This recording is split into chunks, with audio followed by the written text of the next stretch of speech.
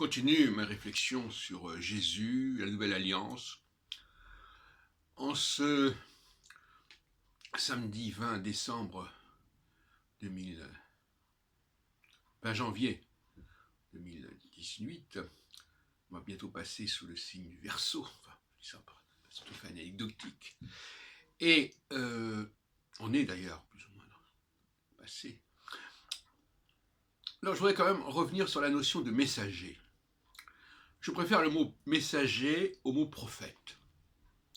Je rappelle que le mot messager, message, c'est la nouvelle, et que l'évangile, c'est la bonne nouvelle. Donc on est bien dans le message.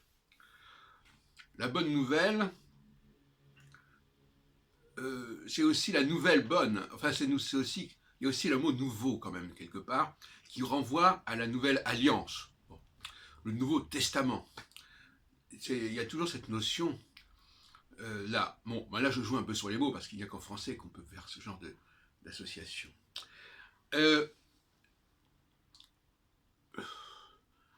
Dans ma théorie anthropologique, Jésus c'est le niveau 2 par rapport à Dieu qui est le niveau 1. Et le niveau 2 tend toujours à se substituer au niveau 1. Tout comme d'ailleurs le niveau 3 se substitue au niveau 2 et le niveau 4 au niveau 3. Donc l'étage inférieur tend toujours à prendre la place de l'étage supérieur parce qu'il est celui qui donne la formulation, l'expression la plus concrète en quelque sorte. Parce que quand on descend de 1 vers 4, on est de plus en plus vers quelque chose de concret, de fiable, et en quelque sorte de systématique, et sinon de mécanique. Donc, quelque part, il y a une sorte d'abus quant à la position de ce Jésus, n'est-ce pas ? Moïse n'est pas présenté chez les Juifs comme étant le Fils de Dieu, pas plus que les prophètes comme Jérémie. Et pourtant, ils parlent en son nom, et pourtant ils sont porteurs d'une bonne nouvelle également, quelque part. N'oublions pas que Moïse, l'alliance ne naît pas avec Moïse, elle est déjà réitérée par rapport à Abraham, Isaac et Jacob, les pères, les patriarches, les avotes, comme on dit en hébreu. Donc, ce culte de Jésus me déplaît, et en même temps, je lui reconnais totalement ce droit à être le messager, à rappeler les termes de la Nouvelle Alliance, tels qu'ils ont été déjà divulgués par Jérémie, notamment au chapitre 31. C'est-à-dire qu'effectivement, il y a quelque chose là qu'il faut réitérer, parce que cette Nouvelle Alliance, elle n'est pas encore bien passée dans les mœurs, ou plus exactement, c'est plus complexe que cela, les éléments de l'Ancienne Alliance n'ont pas été évacués. Ce qui ne veut pas dire que la Nouvelle Alliance n'est pas déjà là. Alors, je m'explique, je m'en suis d'ailleurs expliqué hier au Café McDo, Café Philo McDo. Je m'explique. Ce n'est pas parce que l'on a gardé des éléments de l'Ancienne Alliance, qui sont des éléments extérieurs, des éléments matériels, que la Nouvelle Alliance n'existe pas. Bien au contraire. À partir du moment où cette Nouvelle Alliance est instaurée et déclarée, elle entre dans les faits immédiatement. Elle est à effet immédiat. Certains vont dire « Ah non, elle n'est pas entrée parce qu'on n'a pas changé ceci, cela ». Mais qu'est-ce qu'on en sait ? Il y a une transformation intérieure qui s'est faite d'après les propos de Jérémie, notamment, les propos que Jérémie transmet, tout comme Moïse a transmis des propos, sauf que Moïse est le héros, avec un AUT, de la première alliance, de l'ancienne alliance, et Jérémie est celui de la deuxième alliance. Mais la première alliance prend une forme beaucoup plus visible, puisque on est dans le visible, on est dans les écrits. Je répète, quand on lit l'Exode, par exemple, on s'aperçoit qu'on dit constamment, ça sera mis par écrit, c'est mis par écrit. Et ça, c'est pas du tout secondaire dans mon travail. Hein. Au chapitre 24, par exemple, je lis Moïse met sur écrit toutes les paroles du Seigneur. Bon. Avec Jérémie, on dit on n'est plus dans l'écrit. On est dans quelque chose qui est gravé. C'est pas gravé sur des tablettes d'argile, c'est gravé dans le cœur. Bon, donc il y a on emploie le mot gravé dans un autre sens. Il ne faut pas oublier que le mot gravé voulait dire à l'époque quelque chose qui pouvait être gravé. Quand on écrivait, on gravait quelque part. On gravait sur du parchemin, on gravait sur des tablettes. Bon. Donc, on n'est plus avec la Nouvelle Alliance dans l'écrit. On est bon, et ça, on ne peut pas dire que ça n'a pas existé. Quand il est dit dans Jérémie 31,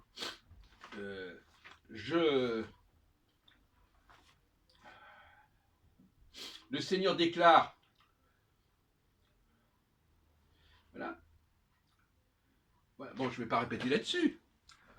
Ce qui me frappe, moi, je fais une petite digression, c'est que quand on compare Jérémie 31 avec la lettre aux Éphésiens, dont on a dit l'autre jour qu'elle était un faux évident, on s'aperçoit que le jeu de la lettre aux Éphésiens, c'est de jouer sur le fait que là, il est écrit que on va rassembler les Juifs, les peuples de Juda et d'Israël, hein,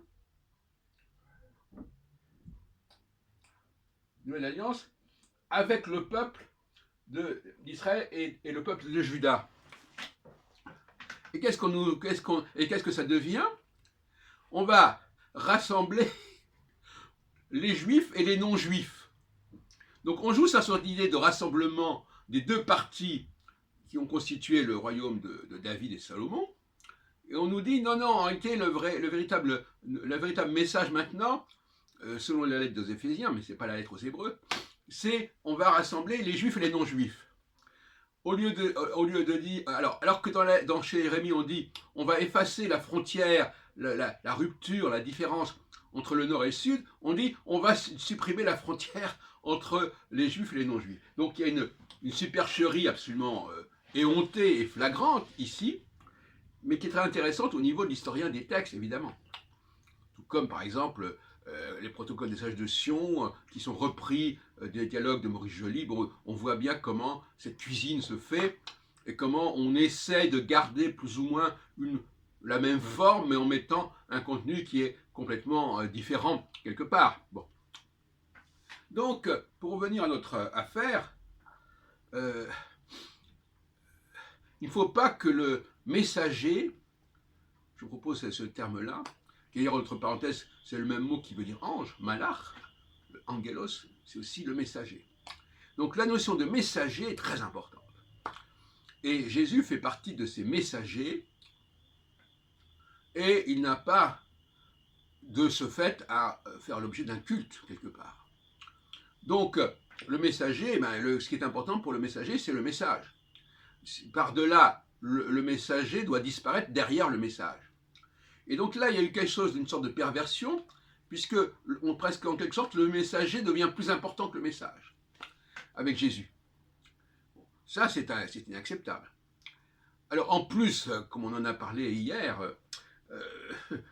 l'Église ne respecte absolument pas l'esprit de la Nouvelle Alliance. Le culte, les prières, l'écriture, tout simplement, montre qu'on reste dans l'esprit de l'Ancienne Alliance, finalement. On perpétue l'esprit de l'Ancienne Alliance. Et en plus, on ne respecte pas cette Nouvelle Alliance parce qu'on ne veut pas comprendre qu'elle est toujours conclue avec le même peuple hébreu de l'Ancienne Alliance, mais qu'on lui propose une Nouvelle Alliance. La Nouvelle Alliance, c'est l'alliance nouvelle avec le même peuple. Ce n'est pas une alliance avec un nouveau peuple. Bon. Donc tout ça, c'est... Alors on joue sur les mots. Est-ce que c'est l'alliance entre le peuple et Dieu? Est-ce que c'est l'alliance entre Juda et Israël? Est-ce que c'est l'alliance entre juifs et non-juifs? On joue sur cette double signification du mot alliance, du mot connexion. Bon. Et alors je voudrais terminer par la notion pour quelques mots sur le décalogue. J'en ai parlé d'ailleurs hier. Donc dans le décalogue, il y a effectivement une dualité également, qui a déjà été d'ailleurs signalée par certains, à savoir que la première partie du décalogue traite des rapports entre le peuple hébreu et son Dieu. Hein, tu n'aimeras pas d'autres dieux, etc., etc. Tu n'invoqueras pas, etc. Alors que la deuxième partie du décalogue, ce sont des réflexions globales d'ordre juridique qui concernent non plus le rapport vertical entre le peuple et Dieu, mais les rapports entre les membres de la société. Bon. Donc il y a bien une dualité, et la deuxième partie est généralement beaucoup mieux retenue que la première, puisque la deuxième partie, c'est tu ne déroberas pas, tu ne tueras point, etc., etc. Bon, mais en réalité, le décalogue commence sur un ton totalement différent. Il met l'accent sur la relation affective, quelque part, avec le peuple hébreu, et ça se réduit pas à je ne sais quelles instructions d'ordre moral. Alors voilà, je ne dois pas... Alors, donc, chapitre 20 de l'Exode, qu'on retrouve d'ailleurs aussi dans le Deutéronome.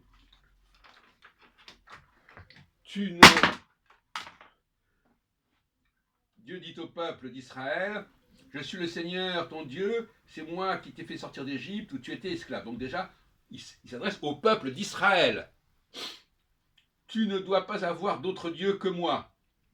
Ne fabrique pas de statue de Dieu. Ne représente pas ce qu'il y a là-bas, là-haut, dans le ciel,